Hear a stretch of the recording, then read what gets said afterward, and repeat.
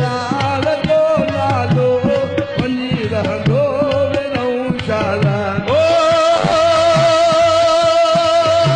वक़्त को यार जो नालो वञी रहंदो विरुशाला वक़्त को यार जो नालो वञी रहंदो धर्मशाला न रहंदे तू न रहंदुसि मां न रहंदो कुझु विरुशाला न रहंदे तू न रहंदुसि मां न रहंदो कुझु विरऊं। बिस्मिल्लाहिर्रहमानिर्रहीम। मैं शहर के तमाम बाज़ार 15 रोज़ तक बंद करने के हुकूमती फ़ैसले की हिमायत नहीं करता। मैं ये भी नहीं कहता कि कल बाज़ार खोल दिए जाएं, लेकिन ये बात दुरुस्त है कि शहर की तमाम दुकानें 15 रोज़ तक बंद रखने का फ़ैसला बिना सोचे समझे और उजरत में किया गया है।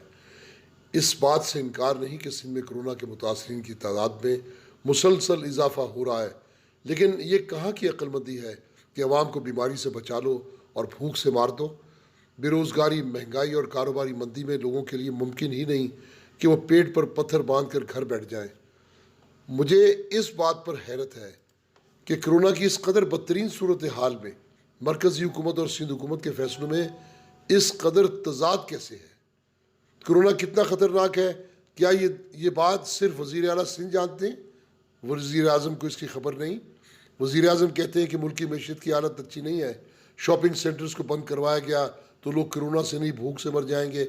मैं पूरे यकीन के साथ कह सकता हूँ कि अगर शहर के कारोबार को मुकम्मल तौर पर बंद करने का ये फ़ैसला वापस ना लिया गया और कोरोना की रोकथाम के मुतबादिल तरीक़ाकार अख्तियार न किए गए तो हुकूमत सिंध का ये ऐलान 15 दिन तो बहुत दूर की बात है, अवाम इस कदर परेशान है कि वो 3 दिन में ही सड़कों पर आ जाएंगे। इस किस्म के ऐलानात से लोग ये समझने पर मजबूर हैं कि वज़ीर आला सिंध की जानिब से इस कदर पैनिक इसलिए तो नहीं फैलाया जा रहा कि वर्ल्ड बैंक से माकूल इमदाद बटोरी जाए। मैं कारोबारी तबके और गरीब आवाम की हालत को बाखूबी जानता हूँ। इसी बुनियाद पर मैं ये बात कहने पर मजबूर हूँ कि कारोबार 15 रोज़ तक बंद रखने की हिमायत मैं नहीं कर सकता।